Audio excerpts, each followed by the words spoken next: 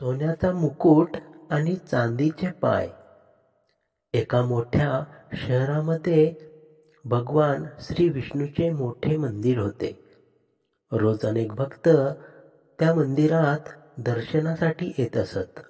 हळूहळू मंदिराची ख्याती वाढली. भक्तांची गर्दी होऊ लागली. मंदिराचा विस्तार होऊ लागला. मग काही लोकांनी ठरविले, भगवान विष्णूला एक सोन्याचा मुकुट करावा.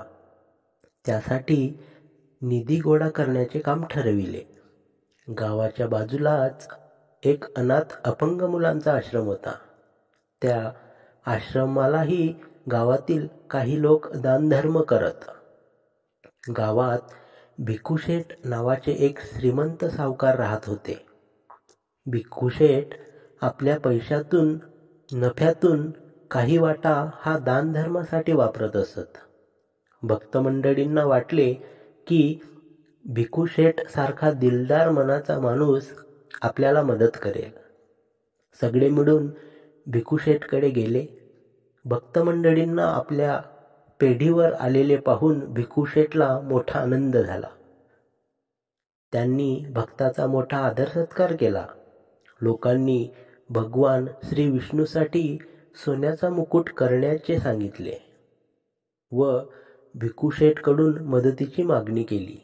यावर भिकूशेठ म्हणाले, मंडळी, मी तुमच्या कामात काही मदत करू शकत नाही, कारण मी विष्णूला सोन्याचा मुकुट करण्यापेक्षा चांदीचे पाय करण्याचा विचार करत आहे.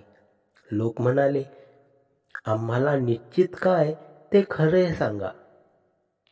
भिकूशेठ सर्वांना 2 दिवसांनी येण्यासाठी सांगितले.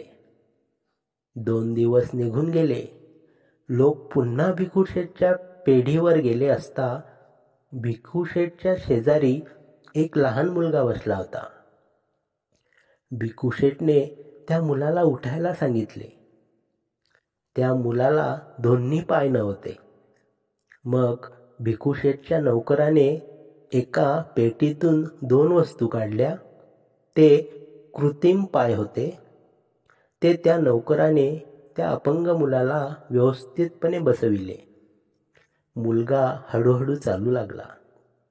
भिकूशेठ म्हणाले, भक्तांनो, या मुलाचे नाव विष्णू. हा अपंग असून अनाथ आहे. याला पाय नव्हते म्हणून मी शहरातून हे पाय विकत आणले. तो आता हिंडू फिरू शकतो. त्या विष्णूला सोन्याचा मुकुटाचा तसा फारसा उपयोग नव्हता, पण या विष्णूला पायांची गरज होती. मी याला दिलेले कृत्रिम पाय याच्या दृष्टीने सोन्या चांदीपेक्षा जास्त महत्त्वाचे आहेत. तात्पर्य: मानव सेवा हीच खरी ईश्वर सेवा. धन्यवाद.